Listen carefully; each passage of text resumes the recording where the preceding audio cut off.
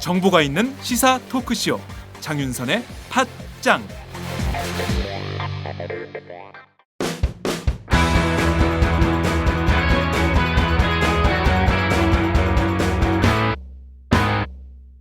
색깔 있는 인터뷰. 색깔 있는 인터뷰 시작하겠습니다. 20일 서울 도심에서 한중 FTA 체결에 반대하는 대규모 농민 집회가 열렸는데요. 주최 측 추산에 따르면 약 만여 명의 농민들이 자유무역협정 체결과 쌀시장 개방에 반대하면서 서울 을지로까지 도보행진하신 걸로 전해지고 있습니다. 언론은 도심에 아주 극심한 정체가 이어졌다 이렇게 집중 보도를 했는데요. 도대체 왜 농민들이 이렇게까지 뿔이 났는지 그 원인에 대해서는 속시원히 전하지 않고 있는 것 같습니다.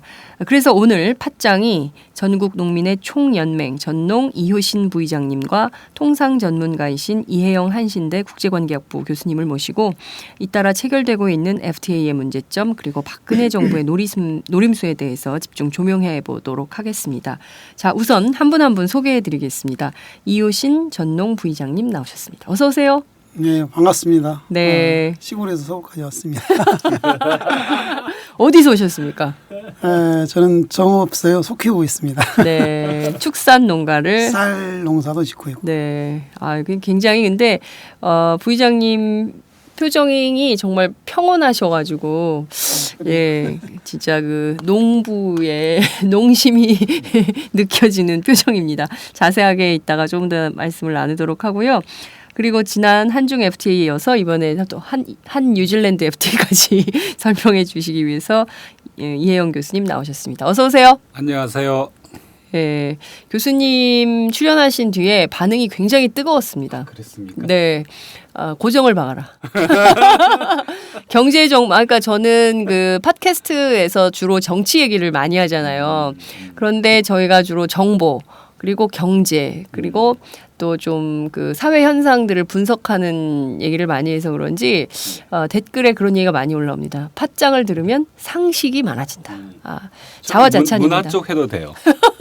문화 쪽. 예. 맞아요. 교수님 문화 전문가이기도 하시죠. 예. 자, 우선 부의장님 오늘 방금 집회를 마치시고 오셨는데요. 좀 오늘 서울광장 집회 상황이 좀 어땠습니까? 이거 청와대까지 갔어야 되는데. 예.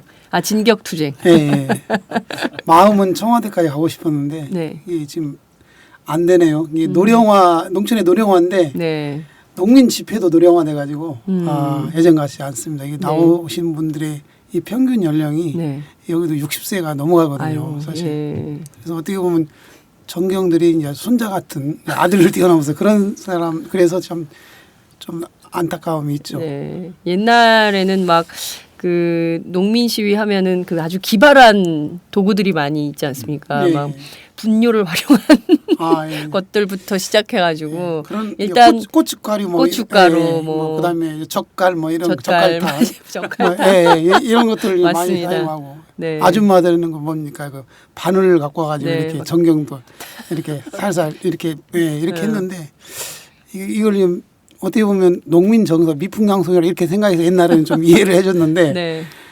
지금은 집회 끝나면 이제 바로 체증해가지고 네. 벌금을 때립니다. 무조건 조사해서 그래서 아주 옛날같이 옛날 같지 않습니다. 예. 물론 쌍용차 이런 뭐 노조같이 수십억이 이렇게 때리진 않지만 네. 농민들을 또 이 집회하면 야금야금 이 벌금을 때려가지고 네. 힘들게 만들고 있습니다. 그래서 보니까 방향이 아예 뭐 명동 뭐 충무로 이쪽 전혀 청와대하고 다른 방향으로 아니 돌아서 네, 이렇게 가시려고. 원래 또 그러는 거예요. 예. 농민들이 사실은 지금 농사 지어가지고 남는 게 없거든요, 사실은. 네. 근데 서울 시민들은 또 그런 또 좋은 농산물을 먹고 싶어 하잖아요. 그렇죠. 이게 지금 잘 안 돼요. 농민은 좋은 먹거리 만들어 놨는데 팔로가 없고 네. 그리고 최소한의 어떤 생산비는 보장해야 네. 그다음에 또 다음에 농사 질 거 아닙니까? 그렇죠. 근데 예. 농민들은 사실은 정부가 뭐 이렇게 수익 개방하면은 차별화 이렇게 하잖아요. 그러면 네. 뭡니까? 유기농이나 친환경 농사를 지어라 하거든요. 우리나라 친환경 농산물 팔로가 없습니다, 사실은. 이제 홍준표 같은 인간이 또 나타나가지고 무상급식 예, 급식 안 나고 급식 그나마 그래도 네. 이제 급식에서 조금 친환경 농산물을 좀 고정적으로 써줬거든요. 그런데 그것마저도 지금 우리 이 박근혜 정부 하에서 이 보수적인 사람들이 네. 그것마저도 지금 가로막고 있습니다. 네. 그래서 하여튼 농민들이 먹고 살기 힘들죠 지금. 집회가 제가 알기에 이 동아일보 앞에 네. 그 다음에 이순신 동상 네. 거기 광화문. 예 네. 거기를 넘어간 기억이 거의 없거든요. 네. 명박산성 이후로 한 번도 미국산 쇠고기 때 네. 거기를 넘어서 동십자각 그렇죠. 예. 그 앞에 네. 옛날 경무대 저기가 그렇죠. 예, 그 자리가 지금 공원으로 돼 있는데 네. 거기 한번 가봤던 기억이 있고 그 외에는 거기를 넘어선 적이 없었던 것 같아요.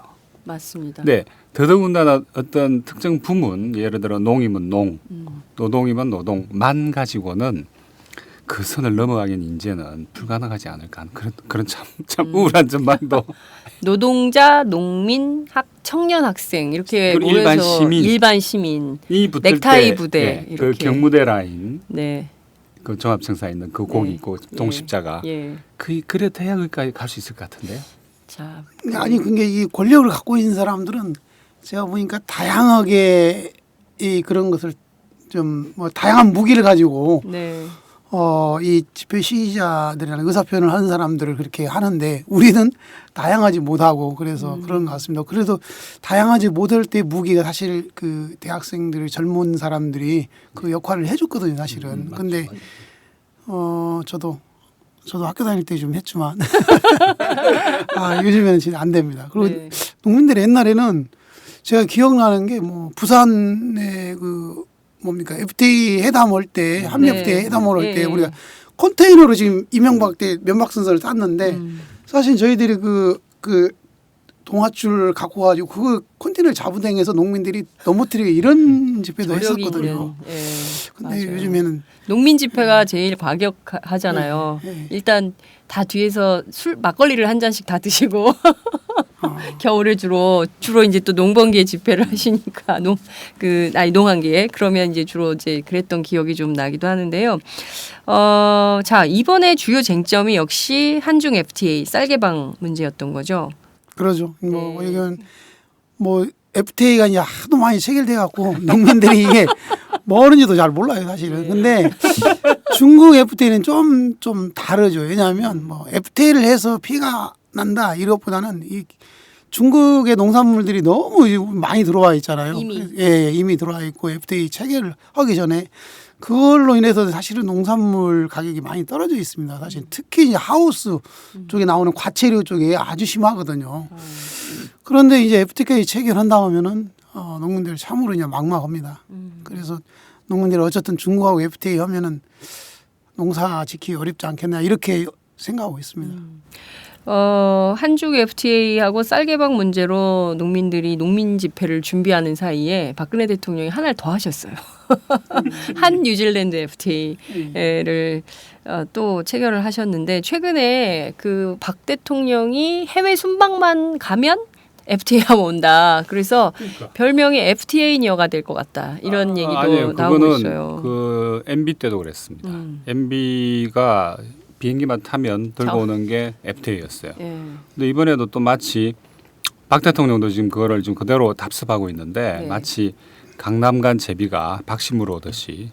근데 그 물건 박씨가 네. 그 안에 뭐가 들었을지 아니면 박씨 썩은 씨를 물고 오는 것 같아 계속. 예. 썩은 박씨를. 네. 그러니까 이게 돌아버리는 거죠 우리. 놀부박처럼 이렇게 터지면 이제 막 괴물 나오고 이런 거 아닙니까? 이게 글쎄요. 항상 그 FTA를 통해서 뭐 개방을 통해서 농업은 피해를 보지만 네. 다른 산업이 도움이 된다 뭐 이랬잖아요. 경제 네, 발전에 네, 도움이 네. 된다고. 농민들이 너무 이런 얘기를 너무 많이 들어가지고 네. 공식이죠. 예. 그런데 그것이 하나의 명분인가 진짜 실질적으로 그런 효과가 있는지에 대해서도 우리 신뢰하기 어렵고. 네. 아니 근데 그 공식이 네. 이번 한중 FTA를 통해서 그 공식 즉 제조업 웃고 자동차죠. 그다음에 농축수산업 울고 이게 공식인데 네. 근데 한중 FTA 보니까 이 공식이 깨졌어요. 자동차를 빼버렸잖아요. 네. 자동차를 개방해서 빼버렸잖아요. 자동차 때문에 FTA 하니까 농업이 좀 참아라였던 그렇죠. 건데 네. 농업 보면 계속 참아라 그러고 자동차 빠져. 그 말이 얼마나 허구냐는 거죠. 제조업이 이익 본다는 것도 가만 보니까 아닌 거예요. 네. 그러니까 황당한 거죠. 네. 왜 뺐냐 자동차를. 네. 한중에서 우리가 제일 이익이 많이 난다고 그랬는데 아니 그거를 민간 품목에 집어넣어 버리면은 그럼 도대체 FTA를 무엇을 위해서 존재하냐 하는 게 좀 더 근본적인. 네. 그리고 정부 입장에서 완전히 이제 전 한중 FTA를 통해서 자기 모순에 들어갔다. 근데 오늘 보게 될 뭐 호주나 뉴질랜드 또 캐나다 이런 거 좀 다르거든요. 네. 근데 한중 FTA 같은 경우는 정말로 이게 지금까지 해왔던 그런 것들에 대해 자기 모순 정부 정책에 예. 그야말로 이 백일화에 드러난 그런 사례인 거로 봐요 저는. 아까 이효신 부의장님께서 말씀하신 대로 정부가 하도 FTA를 많이 하니까 요새는 진짜 뭐가 뭔지도 잘 모르겠다고 말씀을 해주셨는데요. 국민 전체가 그런 것 같습니다.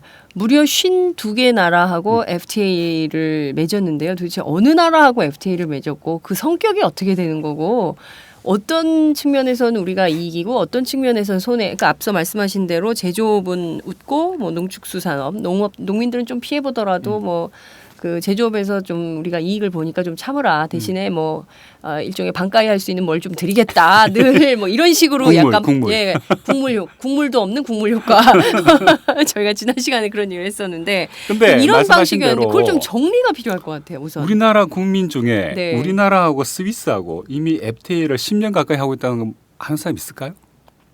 아 우리가 스위스하고 네. FTA를 하고 있었습니까? 노르웨이 세계에서 제일 잘 살잖아요. 네. 노르웨이하고 FTA 시작한 지 벌써 10년이 돼가요. 음. 아무도 몰라요. 아무도. 네. 아니 저는 근데 원래 지금 그 주로 이 상품을 교환하는 거잖아요. 이 FTA 가. 무역이. 네. 그러면 나는 농산물은 상품이 아니라고 저희는 생각하거든요, 사실. 그래서 왜 이게 농산물을 가지고 장난치냐. 이 농산물이라는 생산하는 것은 먹기 위해서 생산하는 것이 장사하기 위해서 생산하는 건 아니잖아요. 네. 그러면 저는 농산물은 당연히 자기 지역에서 네. 나는 농산물, 자기 나라 사람들 먹기 위해서 생산하는 게 맞다고 봅니다. 네. 물론 모자라면 이제 사오기도 하고 이런 거지만 이것을 저는 그냥 농산물을 상품같이 이렇게 하는 거에 대해서 저희 농민들은 사실 이해가 되지 않거든요. 그게 말이죠. 이거는 진짜 그게 전 대안이라고 봅니다. 방금 말씀하신 게. 근데 문화 쪽은 이제 문화를 예외로 만들자고 하는 거. 그거는 이제 관철이 되었어요. 그게 결과가 문화 다양성 협약입니다. 네. 처음에 어떻게 시작됐냐면은 아니 문화가 이게 무슨 산업이냐. 이걸 왜 돈벌이 수단으로 삼냐. 문화라고 하는 거는 돈벌이가 아니라 교류, 소통을 위해 있는 거 존재하는 거다. 이렇게 됐거든요. 네. 그래가지고 한 10년 열심히 준비해가지고 문화다양성 협약이 발의가 되고 미국만 반대했어요. 미국 플러스 이스라엘 빼고 전 세계가 다 찬성해가지고 네. 지금 발효 중이에요. 우리나라도 처음에 그 어떻게 하면 그거 안 하려고 기쓰다가 네. 문화계에서 계속 압박을 하고 특히 영화 쪽에서 예 그리고 특히 결정적으로 중요한 거는 한EU FTA 할 때 우리가 물론 프랑스 쪽에 연락을 했죠. 네. 이 한국 애들이 자꾸 문화다양성 협약 비준을 안 한다. 빼려고 한다 자꾸. 그러니까 이건 야사가 아니라 정사입니다. 네. 프랑스 영화계에서 프랑스 문화부를 압박을 해요. 쟤들 문화다양성 협약을 비준을 안 한다. 왜냐하면 프랑스는 문화다양성 협약에 그야말로 뭐 자기들이 종주국이라 생각하는 나라 아닙니까? 네. 그러니까 프랑스 문화부에서 EU 협상 쪽에다가 네. EU 커미션이죠. 압박을 해요. 빼라. 얘들 왜 이러냐. 네. 대한민국 정부가 문화다양성 협약을 비준하지 않으면은 한 EU FTA 하지 마라. 그렇게까지. 에? 적극 비준해버려요. 그래서 비준된 겁니다. 정말요? 예? 네. 이거 프랑스 황당한 거죠, 영화계가 이게. 그렇게 힘이 센지 이제 아니죠. 둘러 이렇게 한 쓰리 쿠션으로 들어가가지고 예. 프랑스의 문화에 대한 자부심과 그것도 문화는 자기 먹거리라 생각하는 그런 경향이 있어요. 그게 강한 거죠. 그리고 프랑스 EU에서는 그래도 원투인데 그러니까 네. 그 당장 네. 비준해버려요. 그러니까 근데 농도 마찬가지로 봅니다. 저는 네. 이 이제 처음에 문화 예외주의에서 출발해가지고 문화는 빼자 네. 이렇게 출발한 거였거든요. 그런 다음에 이제 더 발전한 개념이 문화 다양성 개념인데 이제는 다들 문화 다양성 이야기를 하잖아요. 근데 2000년 전후 때는 문화 다양성이 뭔지 아무도 몰랐어요. 그러니까 전 농도 그렇다 봅니다. 네. 힘이 있으면은 아까 말씀하신 전 대안이라고 보는 게 모든 농을 뭐 설사 못 뺀다 하도 예를 들어 가공식품이라든가 이거는 좋다. 네. 뭐 이거는 좋다. 교육하자. 그게 아니라 기본 먹거리에 대해서는 곡물이라든가 채소, 과일 이런 기본 먹거리는 하지 말자. 영구히 교육 대상에서 빼자. 네. 그래가지고 국제적으로 합의가 되면 예. 빼는 거예요, 그냥. 문화처럼. 국제사회에서 그게 교육 대상에서 빼는 걸로 합의가 되면 좋을 텐데. 아직 그래서 WTO에서 근데 빼버리면 미국이 돼요. 농업이 강하니까 그러니까. 그래요. 그러니까요. 미국의 농업이 강하지 않으면 그렇게 안 될 것 같은데. 여기서 네. 제국주의 논리가 또 나오는 근데 거예요. 재미난 거는 이 문화 쪽에도 헐리우드가 전 세계 프로그램의 80%를 장악하고 있어요. 네. 그래도 빼잖아요. 이 농업 못지않게 문화 쪽도 강하죠, 미국이. 네. 아니, 농민들이 자, 그럼 어떻게 반대- 농민들이 더 반대들이- 세게 어떻게 그 새로운 그 집회 시위 문화 개발을 해서 센 힘을 좀 보여줘야 되겠다라는 생각이 좀 들기도 하는데요. 특히 그 당시에 아까 말씀드린 것처럼 프랑스 정부가 나서 가지고 이거 대한민국 정부도 너희들 자꾸 이 문화 다양성 협약 비준하지 않으면 우리 EU 보이콧할 거다, FTA. 이런 정도의 강한 이 압박. 네. 이거 정도를 할 수 있는 몇 개 힘 있는 나라들이 확보가 되면 농도 뺄 수 있어요. 네. 거기까지 가려면 상당히 많은 힘을 모으셔야 될 것 같다라는 생각이 좀 드는데, 자, 우선 최근에 52개 FTA를 다 살펴볼 수는 없고 한정된 시간 속에 우선 최근에 체결된 FTA 먼저 좀 살펴보도록 하겠습니다.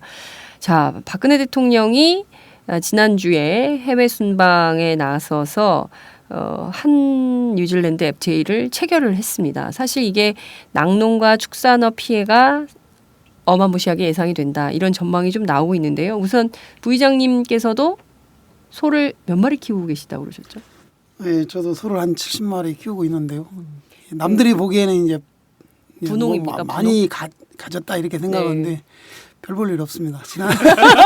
지난번에 소를 제가 한 6마리 네. 음성 시장으로 출하를 했거든요. 네. 근데 제가 보니까 적 잡은 것 같아요. 근데 이게 소만 보면은 부자 같은데 옛날에 왜 그러냐면 네.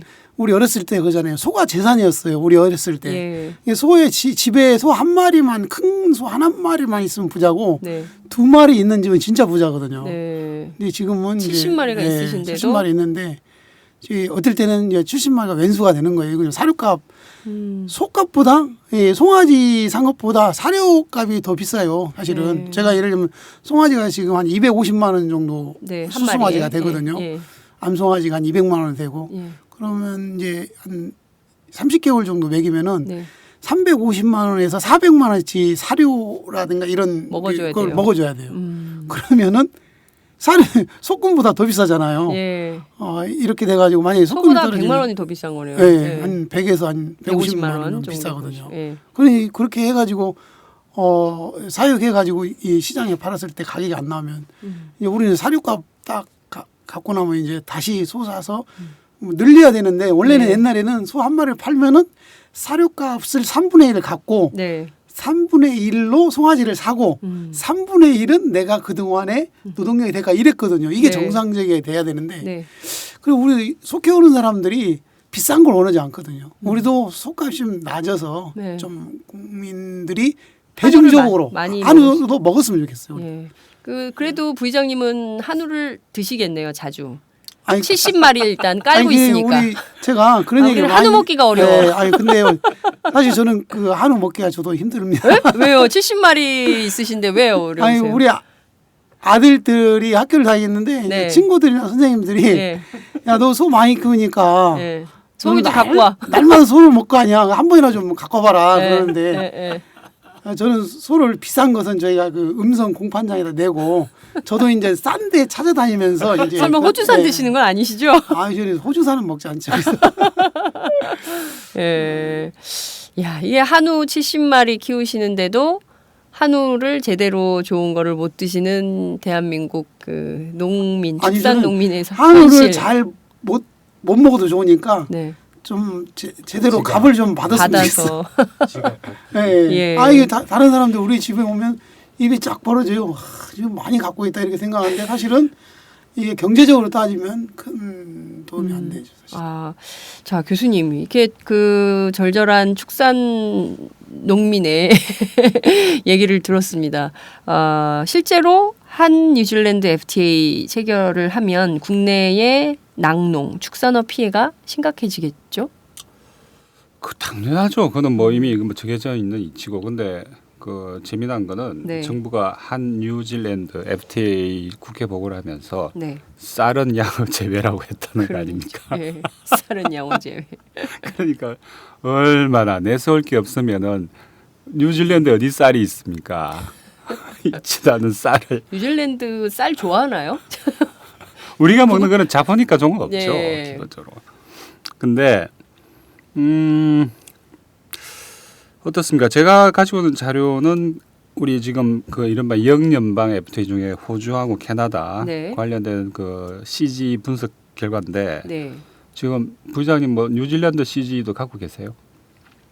아니 저는 별로 여기 교육 품목만 갖고 있고요. 그러면은 내용은 저도 잘 모르겠습니다. 왜냐니까 이게 네. 지금 자료가 불충분하게 공개돼 있고 네. 그런 탓에 계속 그래요. 한중 FTA 때도 마찬가지고 그래서 일단 정부가 자료를 구체적으로 내놓지 않기 때문에 전문가들이 분석도 못하는 거예요. 이게 이제 한미 FTA나 한중 FTA는 네. 이 우리 경제에 미치는 영향이 크니까 네. FTA 체결하기 전에 다양하게 분석을 했더라고. 자료도 네. 많고. 근데 캐나다, 뉴질랜드, 뭐 호주 이런 건 자료가 별로 없어요. 사실. 그리고 분석을 잘. 이게 올해 초에 저도 이걸 가지고 칼럼을 쓴 적이 있는데 네. 올 봄이죠. 정부가 자료를 숨겨요. 뭐냐면은 그 CG라고 방금 말씀드린 그 일종의 무역 효과를 추정하는 경제 모델이 모형이죠. 네네. 방정식이에요. 더 쉽게 말씀드리면은 이 방정식 만들어낸 방정식에다가 GTAB이라고 하는 네. 그 데이터베이스입니다. 예. 요 가격 굉장히 비싼 프로그램이에요. 음. 한 600, 700, 1000만 넘어가도 돼요. 음. 그냥 살려면. 네. 그런데 이걸 가지고 이제 이 방정식에다가 이 GTAB의 데이터베이스에 들어간 데이터를 산입을 하면은 네네. 또르륵 해서 답이 딱 나오는 거거든요. 예. 그 과정에서 이제 주물럭거리게 하는 거죠, 보통. 네네. 그래서 이제 캐나다 같은 경우에는 그렇게 해서 만든 그 우리 GDP 효과, 네. 경제 효과죠. 네. 한 0.1쯤으로 나왔습니다. 0.1점이요. 0.1 캐나다의 경우. 캐나다. 근데 예. 호주 같은 경우에는 그 절반 0.05. 아마 뉴질랜드는 0.034 정도 나왔을 거예요. 3이다 4.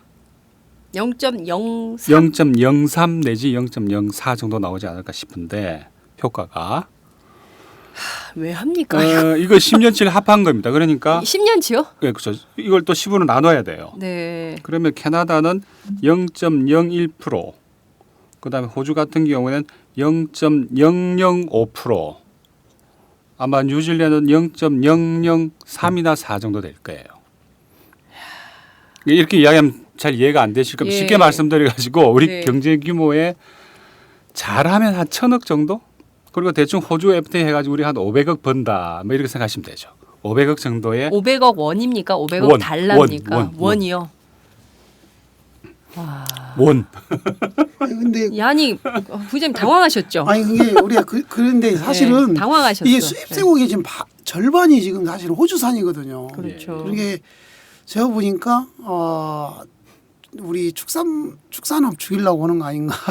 그런데 이제 이거는 우리 쪽의 경제 효과 이런 거라고 추정이 되는 건데 그렇다면은 FTA도 수출을 늘리기 위해서 한다고 정부가 이야기하지 않습니까? 네. 그래서 그럼 수출이 늘어나는지를 보니까 이건 정부 자료입니다. 네. 그렇기 때문에 숨긴 거예요.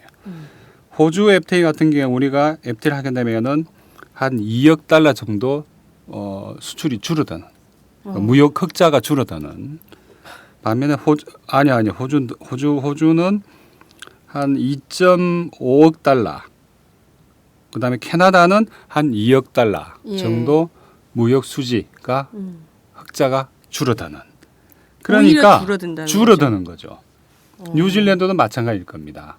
이거는 흑자가 줄어들어요. 네. 특히 호주 같은 경우에는 우리나라의 세 번째, 네 번째 되는 우리가 네. 무역 적자 국가입니다. 우리 적자 국가예요. 호주는. 아니 예. 뭘로 적자예요? 우리 소고기 때문에 적자 아닙니까? 쇠고기하고 맞아요. 쇠고기하고 분유, 원자재. 분유. 그런 거. 원자재라면 뭐가 있을까요? 각종 뭐 수많은 종류 네. 예를 들어 석탄 석탄. 이런 것들. 음. 그걸 이제 호주로부터 대량 수입을 해오거든요. 그렇기 때문에 네. FTA를 하게 되면 우리는 이제 말하자면 더 많이 적자가 나는 거죠. 그렇기 때문에 이 자료를 숨기고 있다가 네. 나중에 네. 할 수 없이 발표를 한 거예요. 그런데도 흑자가 줄어든다는 이야기는 다 가려요 또. 네. 어떻게 해서 정부가 그 자료를 그냥 알리게 된 건가요? 그러니까 뭉개고 국회에서 있다가 계속 문제제기를 요구를 하고 하니까, 하니까 시민단체에서요. 국회죠. 시민단체 국회에서. 달라면 예, 안 줍니다. 예, 예. 그럼 이런 거 정도 우리도 계산할 수 있는 거죠. 그런데 네. 호주 같은 경우는 당연히 뭐 농축산물에서 거의 적자가 발생을 하는 거고 네. 자동차나 자동차 부품 이쪽에서는 좀 이익이 되죠. 캐나다 FTA도 마찬가지입니다. 자동차나 뭐 이런 기계, 전자 쪽에는 남아요. 마찬가지로 여기에서도 캐나다 같은 경우에도 곡물이라든가 채취업, 네. 철강 뭐 이런데 쪽에서 우리가 또 적자를 보게 되는데 농축산품에 있어서 적자가 나는 거는 호주, 뉴질랜드입니다. 이거는 그럼 답은 나와 있죠 이미. 네.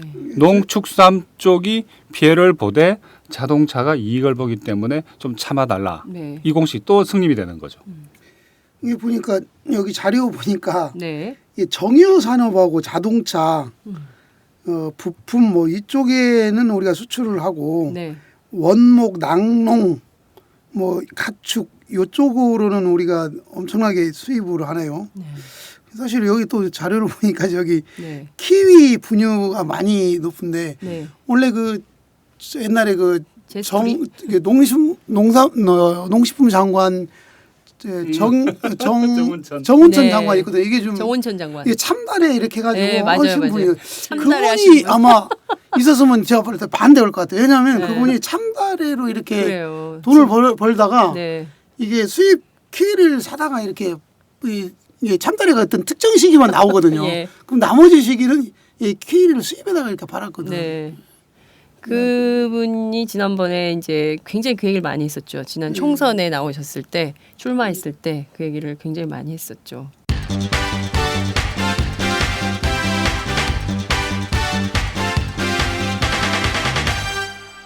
장윤선의 팟짱. 근데 결과적으로 제가 보기에는 이게 우리에게 아무런 도움이 안 되는 FTA를 이번에 또 한 게 아닌가라는 생각이 좀 드는데요. 그렇습니다. 그러니까 아까 경제 효과라고 네. 하는 것도 한 500억 정도. 이것도 매우 조건이 좋을 때 이렇다는 이야기. 네. 이런 수치 맞을 수가 없어요. 이거는 완전히 이 점쟁이들이 점치듯이 경제 점쟁이들이 하는 이야기죠. 쉽게 말하면. 네. 한 그러니까 호주하고 FTA 해가지고 우리가 경제가 한 500억 정도 더 번다 이런 네. 이야기인데 네. 그거는 우리 한 해 GDP가 1000조입니다. 1000조에 넘었어요 이제. 그렇죠. 1000조. 500억은 없어도 되는 돈이죠. 근데 아니, 꼭 이거 안 해도 딴 걸로 벌 수 있는 돈이죠. 충분히 가능합니다. 예. 그런데 그럼에도 불구하고 농업 쪽에 부담을 주면서 네. 당신들이 좀 참아달라. 우리가 이렇게 많이 벌 수 있다는 이야기를 하고 있는 거예요. 근데 저희로서는 도저히 일반 시민적 시각에서도 왜 정부는 국민의 이익을 대변해야 되는 일을 하는 사람들이라고 우리는 알고 있지 않습니까? 국민을 손해보게 하는 집단이 아니라 국민들에게 이익이 돌아가도록 노력해야 되는 집단인데 왜 나가서 이런 것을 하고 오는 걸까요? 오늘도 이제 주로 농민들의 이 발언이나 내용이 뭐냐면 네. 기타 국민으로 생각하냐 우리 농민들을 이제 그런 얘기입니다. 똑같이 국민으로서 이 정부가 제대로 네. 된 국민에 대한 그 권리와 그다음에 그런 대접을 해왔냐 이런 거죠.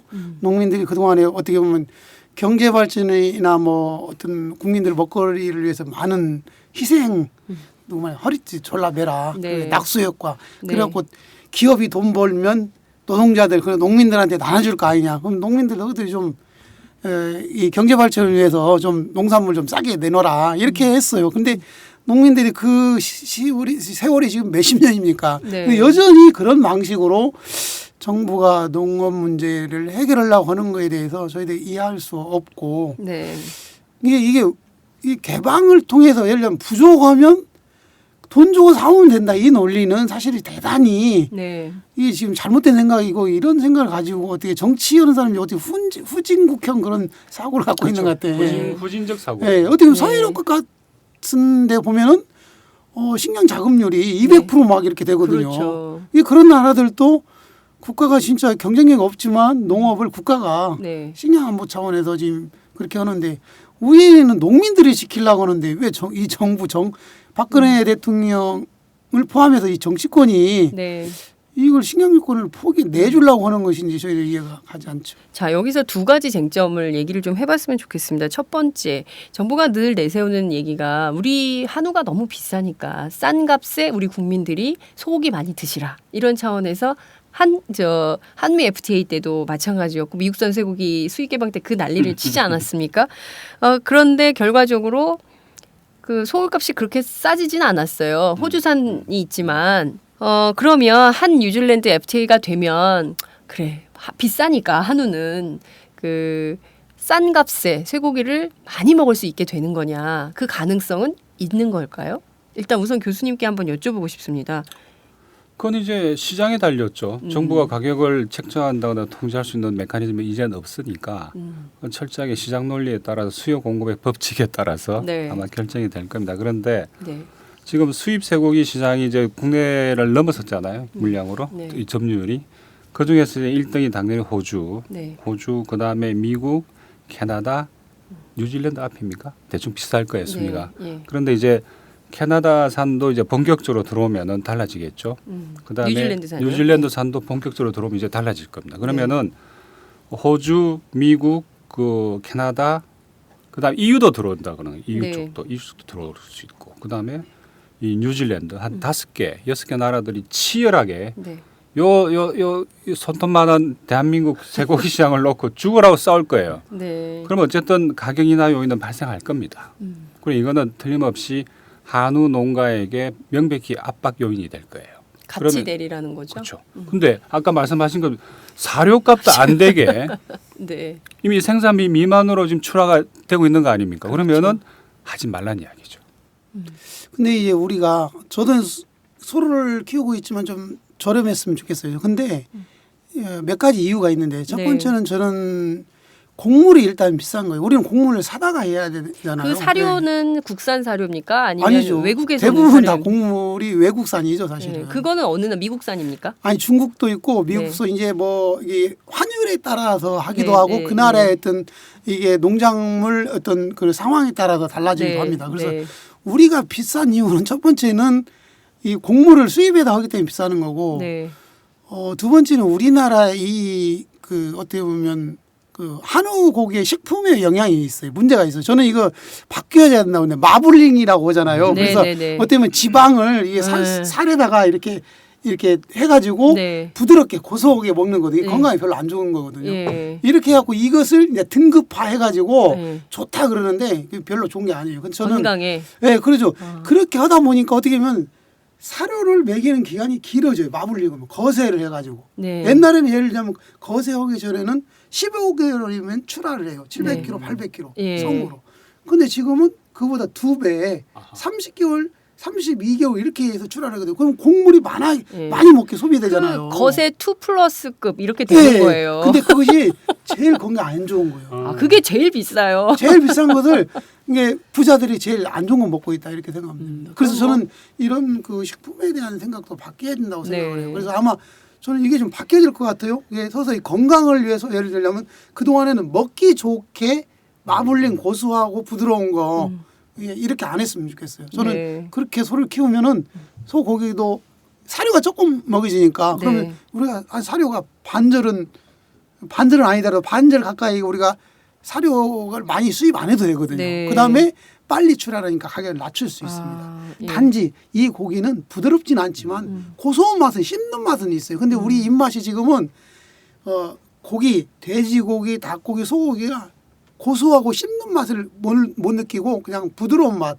이렇게 가면서 네. 식생활의 변화에 그러다 보니까 이렇게 되는 거거든요. 그래서 네. 이걸 바뀌면 되지 않겠는가. 근데 저기 그 우리가 광우병 미국산 쇠고기 할 때 네. 자주 했던 이야기긴 하지만은 호주나 뉴질랜드나 예를 들어 뭐 또 아르헨티나 이런 나라는 광우병 청정 국가거든요. 네. 근데 미국이나 우리도 그렇고 광우병 통제 국가죠. 우리는 카테고리 2에 네. 들어가 있는. 네. 그런데 그래 보면 어쨌든 저는 뉴질랜드나 호주산이 그런 관점에서 본다면 한국 시장에서는 저는 경쟁력이 있다 보거든요. 그 소비자들 입장에서만 본다면은 네. 그런 경우에 이제 한우는 가격도 비싼데다가 일단 비싸도 생산비도 제대로 못 건지는 그렇죠. 농민들이. 네, 그런 조건인데다가 그 말하자면 아주 그 회색 유토피아 디스토피아적 이야기인데 MB가 그랬지 않습니까? 값싸고 맛있는 미국산 소고기 왜 안 먹냐? 네. 예? 그런 한우 농가 일이 있죠. 자연 도태될 수밖에 없는 조건이고 시장에서 네. 그러면 점차 이 시장 점유율은 높아지겠죠, 당연히. 네. 저기 특히 중국산까지 이제 많이 온다면 예. 물론 뭐 당장 올 것 같지는 않지만 예, 그래도 이러고 된다면 도대체 이게 뭐냐 이 판이 진짜 그야말로 대한민국은 전 세계 52개 나라의 경제 영토가 돼버린 거죠. 그야말로 경제 영토 갈갈이 찢긴 네. 식단에서부터 그렇죠. 시장이 갈갈이 찢겨져 버린. 그 박근혜 대통령이 이번에 한 뉴질랜드까지 모두 FTA를 한 다음에 무슨 얘기를 했냐면 우리나라의 경제 영토가 세계의 73%에 달할 정도로 광범위한 FTA 네트워크를 구축하게 됐다라고 치하하셨습니다. 예. 바로 오늘 새누리당 지도부를 만나서 이렇게 말씀을 하셨는데요. 그 유명한 경제 영토론을 박 대통령께서 또 한 번 이제 다시 세게 강조를 하신 셈인데, 자 이제 박 대통령 그 얘기로 넘어가기 전에요. 우선 그러면 지금 상황에서 보면 우리 농가, 그러니까 우리 농산물 사실 그 로컬 푸드가 되게 중요하다고 유럽도 그렇고 전 세계적으로 자국에서 생산하는 먹거리 그 이제 하도 기후 변화 문제가 심각하니까 그 가까이에서 생산하는 음식을 먹어야 환경도 좋아지고 뭐 이제 그래 막 거리 탄소세 계산하고 막 이러지 그렇죠. 않습니까? 푸드 마일리지. 그렇죠. 푸드 예. 마일리지도 결정 막 이렇게 하는데 우리는 52개 국가에서 오는 농산물을 먹는 거예요. 그러면서 또 막 기후 변화 걱정하고 막 이러고 있단 말이에요. 이 어처구니 없는 이 현실 그리고 자국의 농업은 계속 죽이는 거예요. 이렇게 생산비도 안 나오니까 차라리 이거 한우 농사 짓느니 나가 공장 가서 일하자. 그렇게 하라는 식으로 지금 정책을 쓰고 있는 거 아닙니까? 그렇죠. 예. 유도하는 거죠. 네. 그러면 결국 우리 농업은 다 죽고 전부 52개국에서 오는. 저는 어제도 제가 네. 사실은 KBS 1 지역 방송이지만 전북에 나가서 이 토론을 했는데요. 네. 제가 사실은 국민들한테 이야기합니다. 이 농업을 지키는 것이 1차적으로 사실 농민들이 그 생계수단으로 농업을 하고 있지만 사실은 이 먹거리 안전이 대단히 중요한 문제입니다. 네. 우리나라 농업이 무너진다. 자본의 이 시장에 이걸 맡긴다. 이건 대단히 우리 먹거리 안전에 큰 영향을 주는 거거든요. 중국 같은 경우 GMO 농산물이 무분별하게 우리한테 많이 농약이라든가 뭐 이런 것들이 많이 농약이 그렇죠. 검출되는 예. 농산물이 많이 들어오고 있잖아요. 네. 그래서 나는 국민들이 좀 놔둬서 이 농민들 진짜 나이 먹고 놔둬서 싸울 힘마저 없거든요. 사실은 근데 예, 오늘 또 사실은 농민들만 집회에 온 게 아니라 지난 9월 달에도 그러고 지금 소비자들이 많이 왔어요. 소비자들도. 네. 소비자들이 지금은 올해 들어와서 그런 거에 대한 자기 내부에서 이 농업을 농민 입장에서 지켜야 이게 먹거리 안전도 된다. 예. 이렇게 하고 같이 와서 지금 집회에 항상 소비자가 많이 오거든요. 네. 그래서 좀 국민들이 좀 이렇게 해야 되지 않겠는가. 이러면 지금 저희 걱정이 뭐냐면 저희도 속해 오고 있는데요. 공장형 축산 이 대기업의 농업 진출 이게 진짜 상당히 심각합니다. 이게 우리가 미국이나 이런 데는요 케이스에다 예를 들면 소도 다 키우거든요. 그래서 케이스예요? 그러죠. 공장형 축산이 그래가지고 어렸을 때 그렇게 키워요. 그냥 큰 소 때는 그러지만 그래서 그 사람들은 저는 이제 소를 키울 때 모든 소를 하나하나 질병 검사를 저희는 하고 예방 접종을 해요. 네. 근데 미국은 워낙 많이 그 20만 30만두를 공장 같이 이렇게 키우니까 표본으로 하는 거예요. 표본으로. 그래서 질병이 발생했을 때 그 사람들은 치료한다든가 표본으로 예를 들면 질병 검사를 하거든요. 예. 그럼 우리는 다 이 한 마리 한 마리 전수조사해서 질병이 있는지 없는지 이렇게 관리를 하기 때문에 네. 예를 들면 그런 축산물 안전의 문제, 네. 아니 진짜 꽃게 문제라든가 그렇죠. 멜라닌 중국산. 문제 이런 네. 것들이 중국산에 많이 있잖아요. 네. 우리도 모르게 우리 식탁에. 그래서 저는 지금 한중 FTA의 어떤 최대 피해가 농업이라고 하지만 어떻게 보면 국민의 식품 안전이 어떻게 보면 최대 피해가 아닌가 저는 그렇게 건강이죠. 네. 그 저기 얼마 전에 SNS상에 돌던 그 미국에서 돼지 키우는 네. 그 사진이 있었는데 돼지 몸 전체를 케이지 쇠로 만든 케이지로 둘러가지고 서로 부딪히지 못하게. 네, 네. 그러니까 부딪히면은 상처가 나지 않습니까? 또 돼지들은 또 서로 꼬리를 뜯어먹잖아요. 못하게. 예. 예를 들어 닭도 부리를 잘라버리잖아요. 서로 쪼지 못하게. 근데 한 놈이 상처가 나서 염증이 발생하면 이게 쫙 번져버릴 수도 있으니까. 아예 쇠 굴레에다가 돼지를 넣어서 어릴 때부터 키우더라고요. 동물이 그 스트레스가 그러니까 미치는 거죠. 이번에 좀 그 베트남 스님 네. 화 쓰신 분, 네, 네. 탁니칸인가? 네. 그분 책 읽으면 그래 나오지 않습니까? 미친 닭을 먹는다 사람이 어떻게 정상이 되겠냐고. 닭을 그런데 케이지에다가 완전히 꼼짝달싹 못하게, 그러니까 미친 닭을 먹는다는 거죠. 이 전 육류 중에 전 세계에서 압도적으로 가장 많이 소비되는 게 닭 아닙니까? 그렇죠. 닭이에요, 닭. 특히 우리 같은 경우에는 뭡니까 치맥, 음. 이런 저런 어떤 이유를 들어서 닭 엄청 소비해요. 네.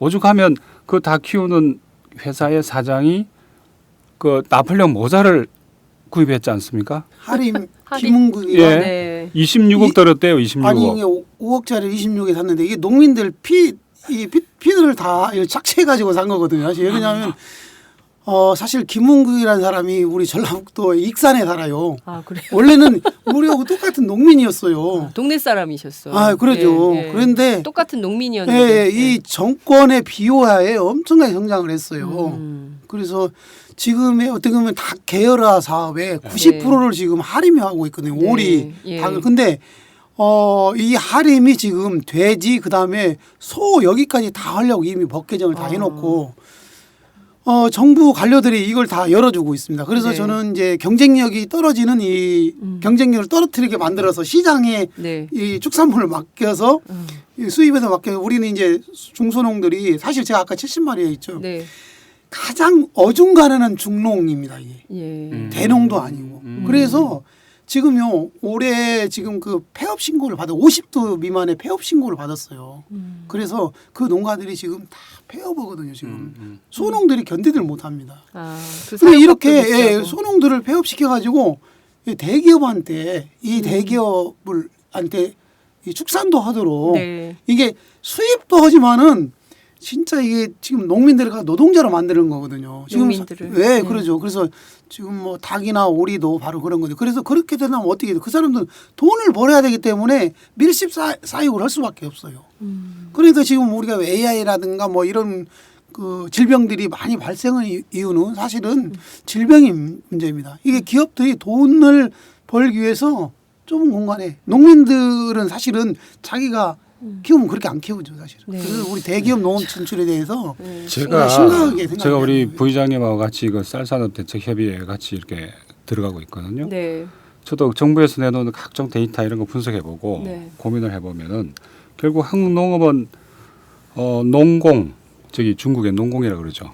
농촌에서 이제 네. 도시로 농공화 시키는 게 제가 보면 하나의 뚜렷한 경향으로 보여요. 왜 그러냐면은 지금 이 추세는 우리 저기 경제학에서 이야기한 자본의 집중과 집적화 바로 그 과정입니다. 독점의 심화 과정이거든요. 다시 말해서 대기업의 하청 계열로 들어가든지 아니면 시장에서 나가라 이거예요. 아, 끔찍해요. 시장에서 나가고 대신 농공으로 되라. 농업 노동자죠. 의장님, 부장님 말씀하신 대로 그러면은 이 농업 분야에서 뭐 GDP 전체 차지한 비중은 사실은 높지 않은 건 사실이에요. 그런데 네. 지금 이 경향이 그대로 가면 양극화는 첨예화 됩니다. 철저하게 대농 중심으로. 근데 이제 뭐 하림 같은 경우 매우 스페셜한 케이스죠. 네. 예를 들어 삼성, 현대, SK가 농업 쪽에 들어오면 그날로 그냥 딱 중단될 겁니다. 이 모든 과정들은. 그런데 수익성이 없으니까 지금 안 들어가고 있는 것뿐이거든요. 네. 그런데 이제 여러 가지 법 개정을 통해서 예를 들어 뭐 농지 뭡니까 농지법. 예, 이런 걸 고친다든지 네. 해서 대토지 소유를 완전히 보장해주고 네. 하고 싶은 대로 다 해라. 논을 밭으로 만들고 뭘 하든 네. 이런 일정 것들은- 이번에도 농지법 개정을 통해서 그러니까 이거 그렇게 만들었죠. 그렇게 가면은 이거는 자명합니다. 자본의 집중과 집적은 법칙이거든요. 참 걱정입니다. 지금 전반적으로 저는 그런 생각이 들어요. 그러니까 철학의 부재인 것이죠. 큰 틀에서 보자면. 그리고 먹거리 철학도 안전 철학인데 네. 이거는 자본의 논리입니다. 자본의 논리. 예. 예. 그 앞서 말씀하신 대로 부의장님께서 이제 먹거리 안전 문제를 말씀해 주셨고 교수님께서 양극화 문제를 지적을 해 주셨는데요. 두 개가 다 이렇게 겹쳐 있는 것 같습니다. 왜냐하면 실제 부자들은 유기농 먹고 안전한 먹거리를 먹을 수 있죠. 비싼 음식을 먹고 그렇지만 서민들의 경우 그리고 특히 이제 도시 빈민들의 경우에는 대부분 싼 식재료 그리고 싼 음식을 먹게 되죠. 그러면 여기에는 대부분 다 앞서 말씀하셨던 납곡계라든가 이런 중국산에 확인되지 않은 농약 검출된 것들이 많이 되는 거죠. 결국엔 먹거리 안전도 이게 양극화되어서 오히려 빈익빈 부익부 현상을 더 심화시키는 방식으로 갈 수가 그렇죠. 있다. 우리 사회 상위 1%를 위해서 그 사람들을 나머지. 위한 농업은 분명히 살아남을 겁니다. 그렇죠. 예. 근데 나머지는 네. 전 세계 50개 나라에서 넘어온 정체불명의 풋 마일리지로 가득한 그 음식을 먹게 되는 거죠. 이게 일종의 디스토피아예요. 네. 회색 이 사회 현상하고 밀접한 관계가 있는 것 같아요. 왜냐하면 우리 아들들이 대학을 다니는데 보니까 이 젊은 세대의 우리 식생활은 정성을 들여서 반찬을 하고 밥을 해서 먹어야 되거든요, 사실은. 네. 근데 젊은 세대들이 그럴 시간이 마음의 여유가 없어요, 사실은.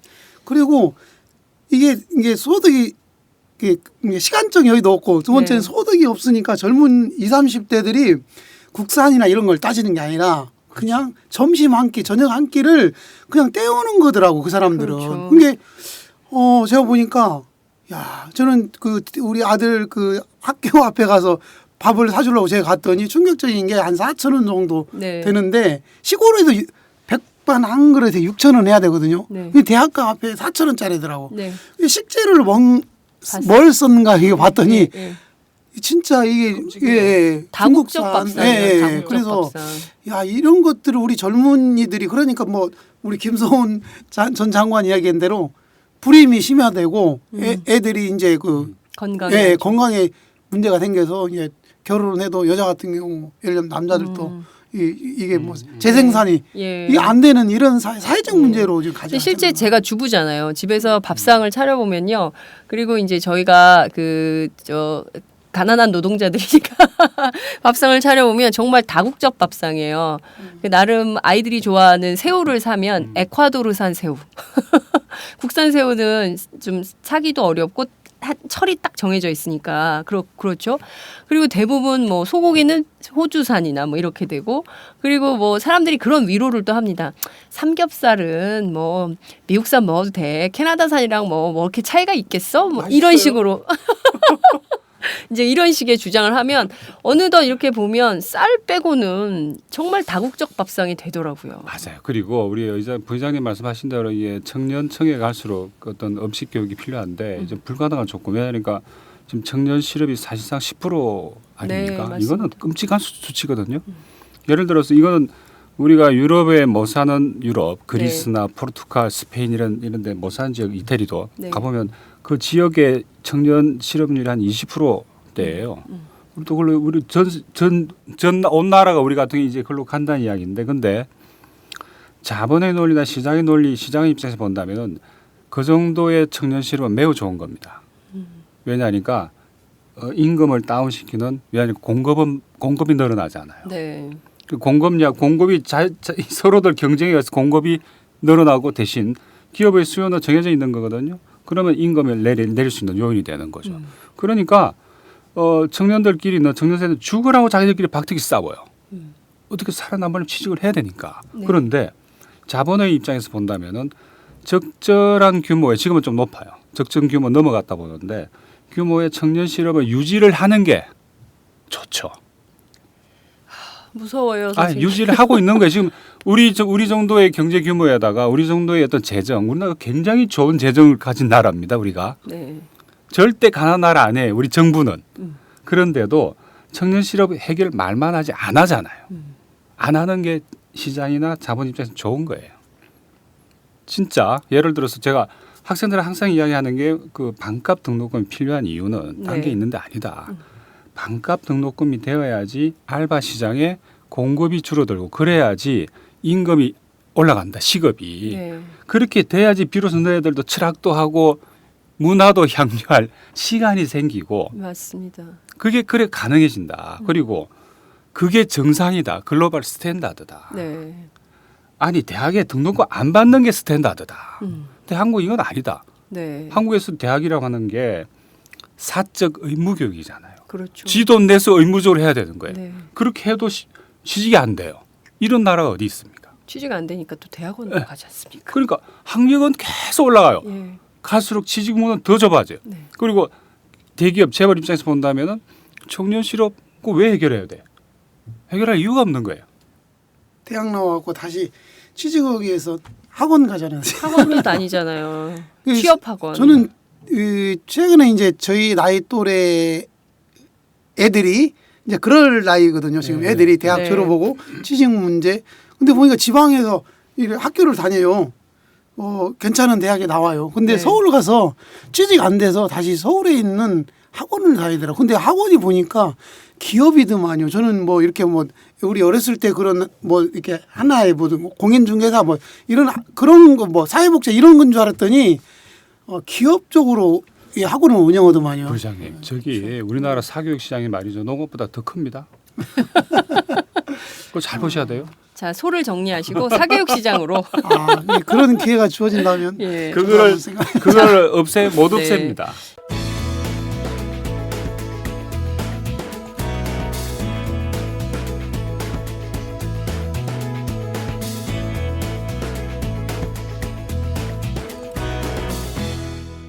장윤선의 팟짱.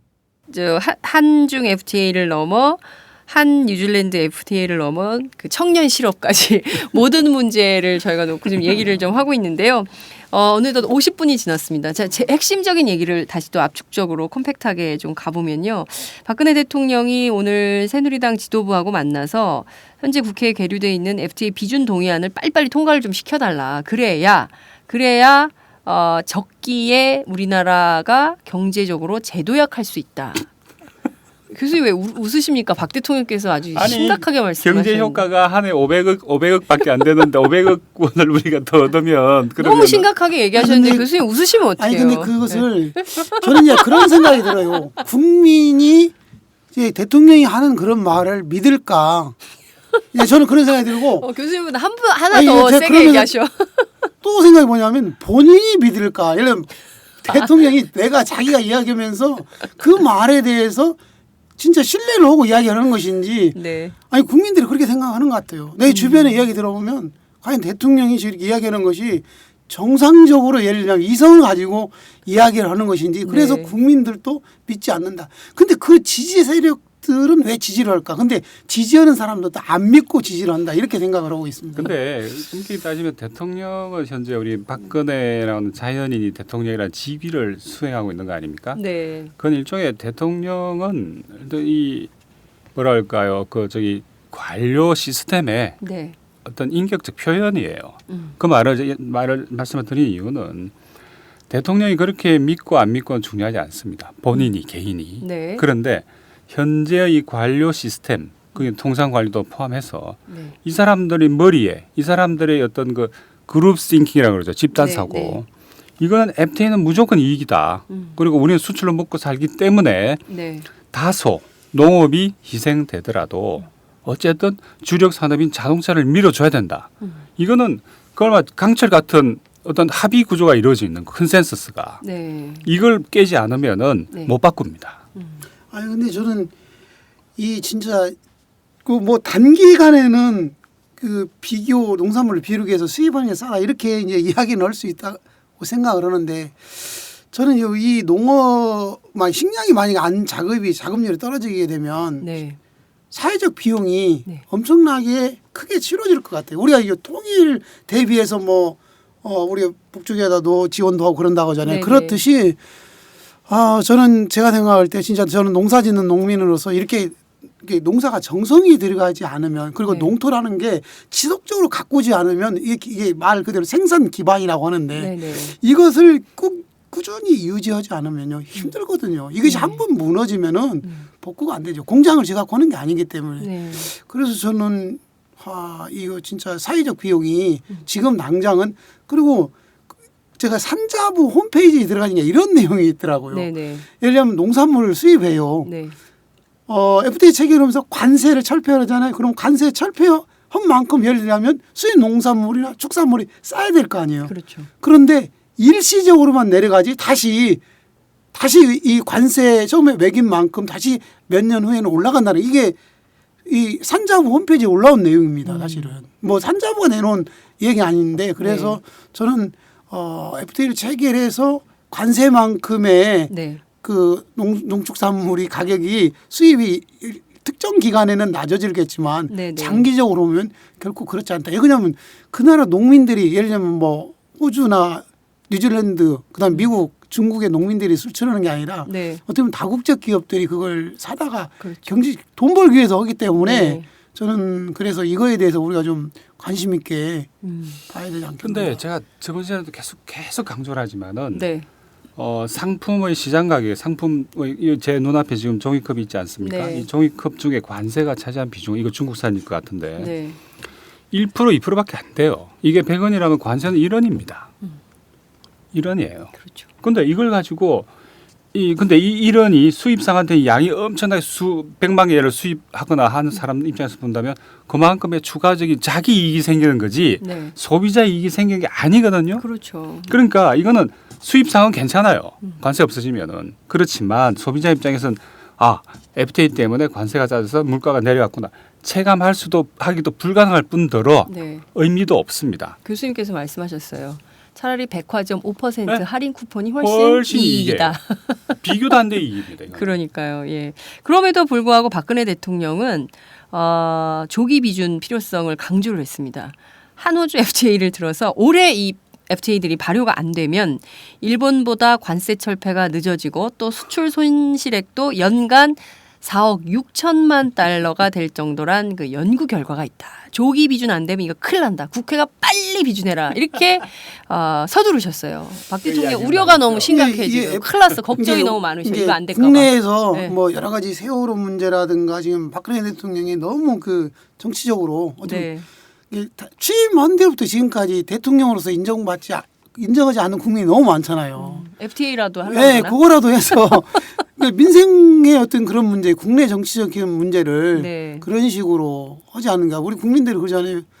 국내에 있으면 지지율이 떨어지고 밖에 나가 있는 게 지금 요즘에는 어떻게 보면 밖에 나가 있는 외국에 나가 있는 시간이 많은데 그냥 오면 좀 그러잖아요. 그 가방 있잖아요. 네, 그 뭐라도 가방에다가 FTA를 넣어갖고 오는 것 같아요.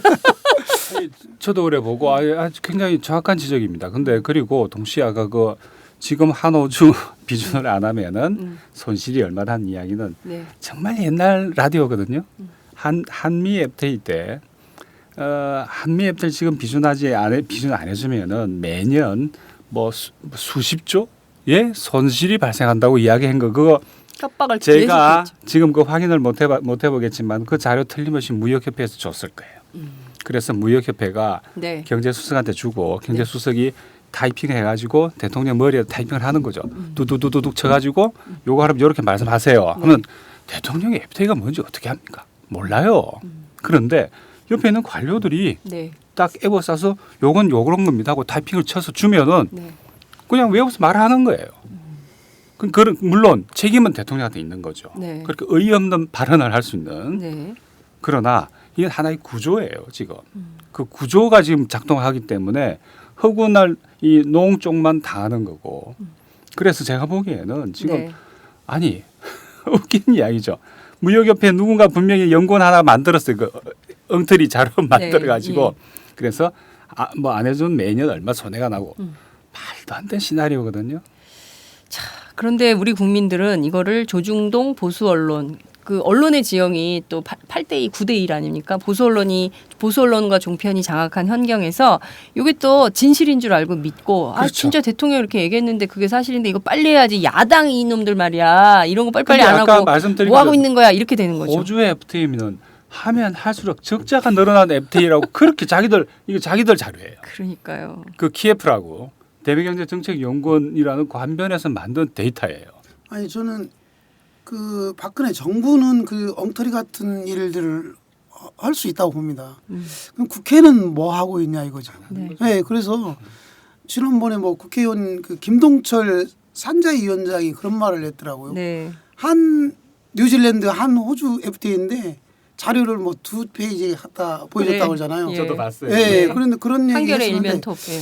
국회의원들이 내용도 모르고 예를 들자면 우리 어떤 국민의 어떤 생존, 농민들의 생존이 달려 있는 이런 문제를 네.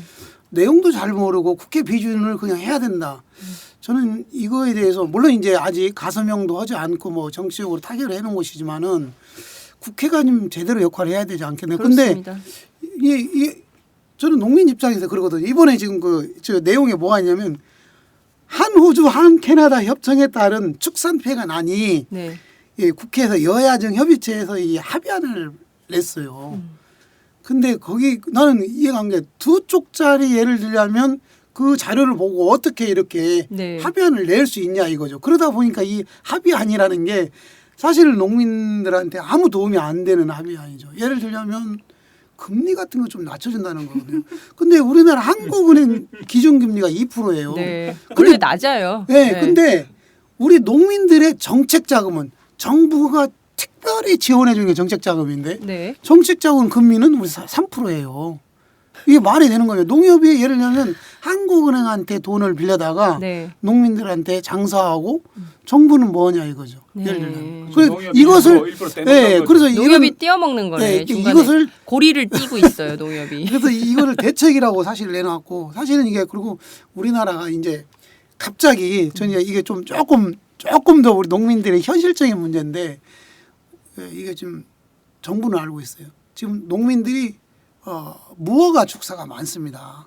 소, 돼지 뭐 이런 게 이 한 전체 건물에 지금 30%이다. 우리나라가 이게 옛날에 그러잖아요. 옛날에 우리 어렸을 때 집도 그냥 허가 안 내고 지었잖아요. 네. 축사도 그냥 막 지운 예, 거예요. 그냥 이렇게 대충 해가지고 집에서 자기가 재료 사다가 지었어요. 네. 근데 그것을 지금 양성화 해줘야 되는데 네. 농민들한테 그걸 뜯어내라고 할 수도 없는 거잖아요. 그렇죠. 근데 사실은 이런 것들을 빨리 양성화해서 농민들이 네. 제대로 축산할 수 이런 조건들을 사실은 만들어줘야 되고 그리고 알겠습니다. 제일 중요한 것은 송아지 안정제거든요. 네. 사실 그래서 송아지가 가격이 떨어지면은 그 보존해야 돼요. 그냥 송아지를 우리에서 생산할 수 있도록 네. 해야 돼요. 그래서 이런 거라든지 그다음에 이제 무역이득 공유제라고 있습니다. 네.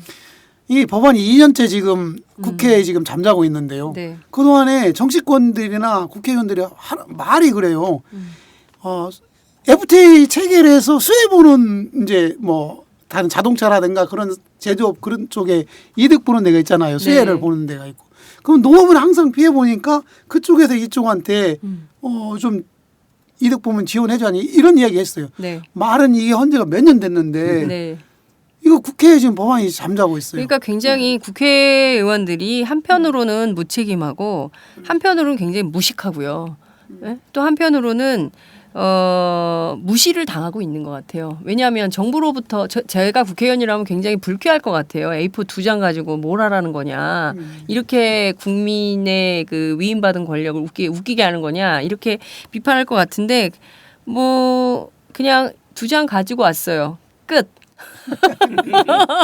뭐 다른 말씀이 없잖아요. 저는 이 정도 되면 의회를 이렇게 무시해도 되는 거냐? 박근혜 정부 똑바로 해라 난리를 쳐야 옳은데 그런 게 없지 않습니까? 저는 그런 점에서 참 문제가 많은데 어찌됐든 저희가 얘기하는 가운데 1시간이 넘었습니다. 그래서 좀 압축적으로 해야 될 것 같은데요. 우선 박근혜 대통령이 이번에 어쨌든 순방을 마치고 와서 그 새누리당 지도부를 만난 자리에서 이 한중 FTA하고 한 뉴질랜드 FTA 협상 타결은 굉장한 경제적 성과다라고 자평을 했습니다. 그런데 앞서 말씀을 주신 대로 전혀 우리에게 그 소비자는 소비자고 국가적으로도 전혀 이익이 될 수 없는 오히려 무역 적자 화가 나는 이런 상황에서 이거를 굳이 해야 되냐. 박근혜 대통령이 나가기만 하면 FTA를 해가지고 오는데 이런 방식으로는 좀 곤란할 것 같다. 새로운 대안적인 통상 정책이 필요하다라는 주장이 나오고 있는데요. 교수님 어떤 대안이 있을까요? 일단 제가 계속 말씀드린 것처럼 FTA 리스크 관리를 해야 됩니다. FTA는 지금 우리가 지금 아까 상품 이야기만 계속 했는데 실은 네. 지금 이야기 안 되고 있는 게 서비스와 투자 쪽이거든요. 네. 특히 이 투자는 돈이에요. 돈 결국은. 네. 호주 달러라든지 뭐 뉴질랜드 돈이 자본이 혹은 우리 돈이 거기 가서 또 네.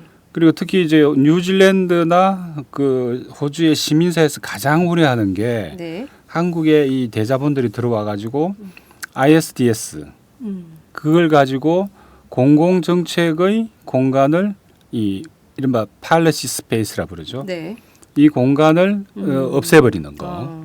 그걸 가장 우려해요. 네. 근데 이런 것들은 지금 우리 국회건 언론이고 말도 안 해요 지금. 그쪽에서는 그걸 사실 제일 우려하는 건데 네. 그렇기 취재도 안 하고 때문에 있는 거죠. 그렇기 때문에 지금 캐나다, 호주, 뉴질랜드 FTA 같은 경우는 ISDS가 다 들어가 있습니다. 다 들어가 있고 이게 어떻게 작동할지 알 네. 수도 없는 거고. 예. 그런데 우리 같은 경우에 지금 익시드 저기 세계은행 산하 기구죠. 네. 익시드에서 현재 론스타 재판이 진행 중이거든요. 예. 지금 현재 진행 중 계속 진행하고 있어요. 네. 이 결과가 어떻게 나올지도 모르고. 네. 그러니까 이런 부분에 대해서 지금 우리 인식이 가 있지 않다. 그래서 지금 상품 쪽뿐만 아니라 네. 서비스와 투자 쪽, 특히 네. 요 ISDS를 비롯한 네. 그 공기업이라든가 공공부문이죠. 네. 실제로 그 국가 간의 분쟁이 벌어졌을 때 이거를 어떻게 해결하려고 하는지에 대한 방침이나 이런 것들이 없는 가운데 지금은 그냥 어쨌든 막 산업발전 FTA를 막 맺고 그런 다음에 이제 지난번에 안성인가요? 어디 소송 사례 말씀을 해주셨는데 안성주택. 안성주택. 조그만 기업인데. 예, 그런 말씀을 해주셨는데 여하튼 그런 것들이 도처에서 벌어질 경우에 그때 어떤 방식으로 정부가 감당을 할 수 있을지. 감당 못합니다.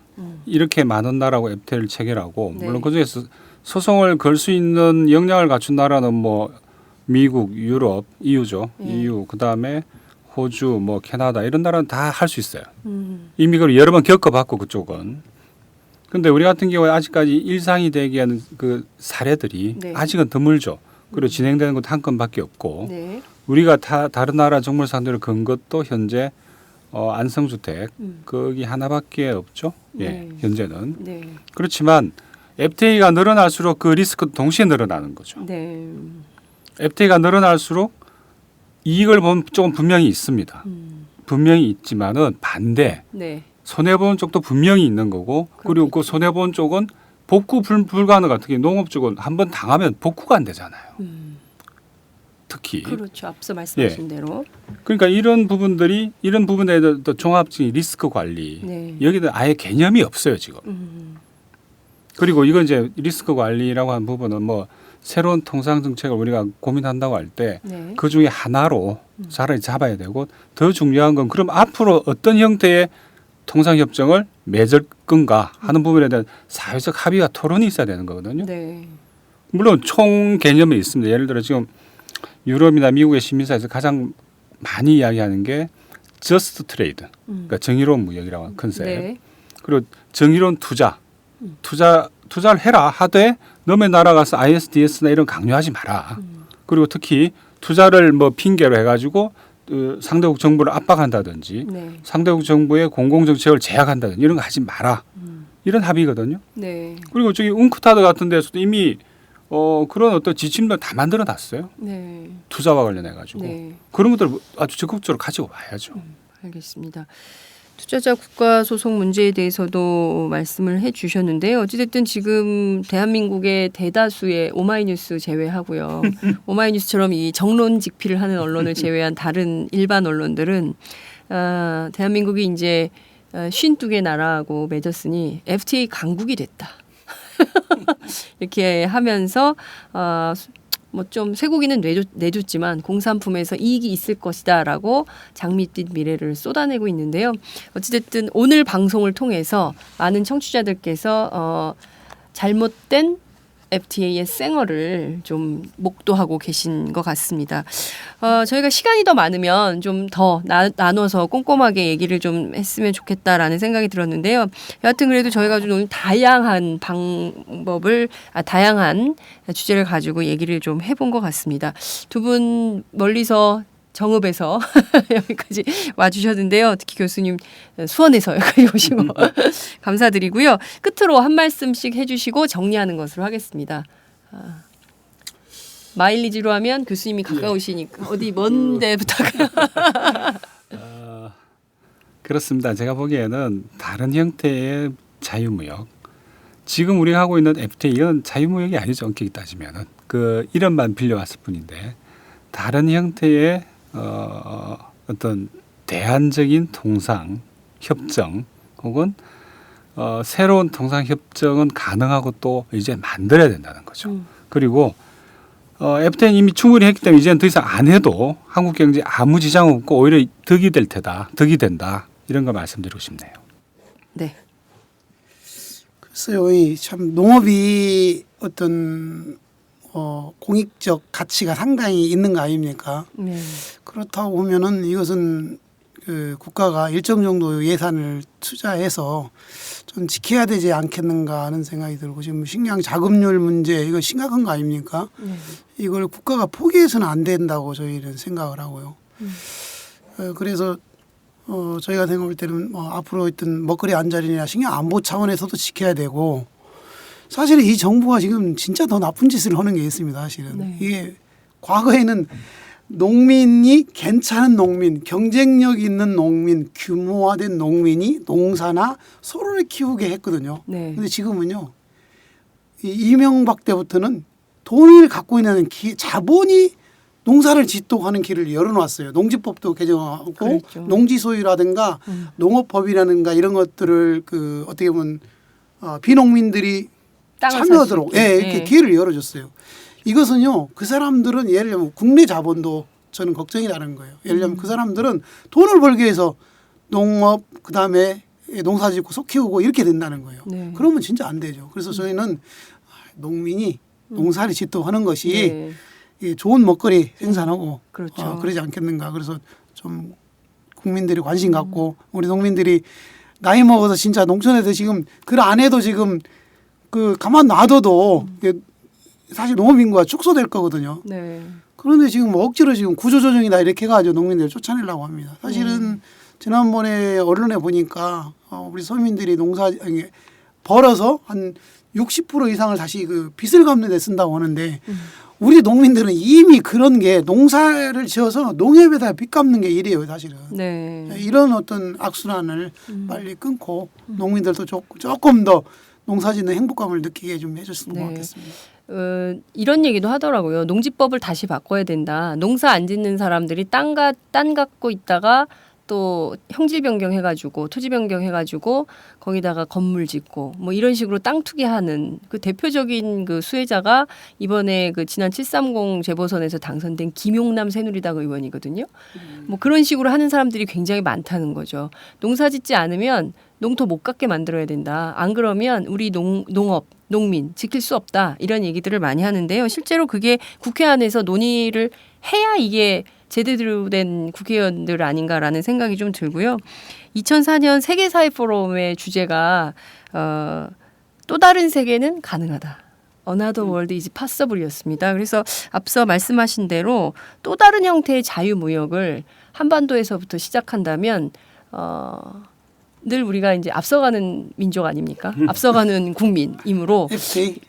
아니 FTA 말고 또 다른 방식의 자유무역을 만들어내는 새로운 모범을 만들 수 있지 않을까라는 기대를 해보면서 오늘 방송을 마무리하도록 하겠습니다. 감사합니다. 네, 감사합니다. 고맙습니다. 수고하셨습니다.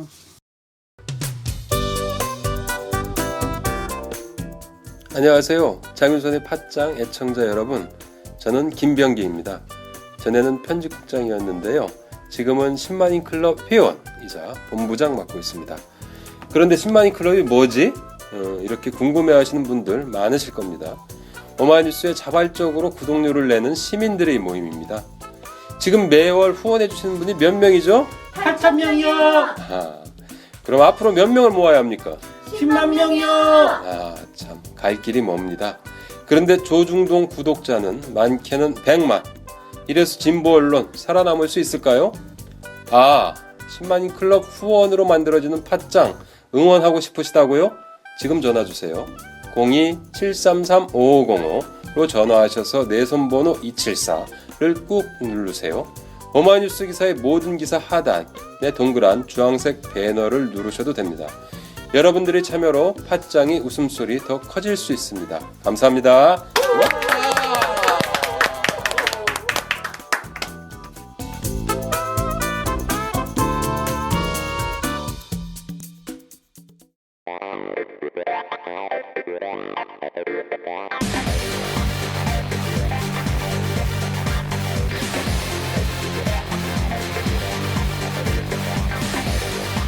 정보가 있는 시사 토크쇼 장윤선의 팟짱.